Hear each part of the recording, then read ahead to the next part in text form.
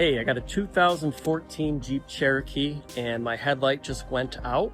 So we're gonna get that switched out. It's not a hard process. It's actually pretty simple. Can be a little tricky to find the spot, but we're gonna go through the steps and I'll show you how to change it. To access the headlight, you will need to go to the wheel well.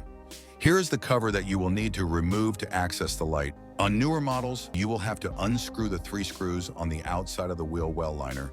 To make things easier, I am going to turn the wheel to the left so I have more room. You will need to turn the top screw on the cover to the left.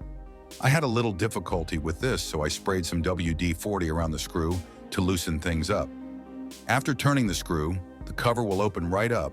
Behind the cover is a round cap that we will need to take off to access the headlight housing. This unscrews counterclockwise and pulls right out. Now we can see the headlight, and we are going to go ahead and unscrew that counterclockwise as well and pull it out. Unclip the light from the harness and you are ready to install the new light. Installing the new light is pretty straightforward. When attaching the light to the housing, pay attention to the slot pattern. The tabs on the light will need to match up with the slots on the housing.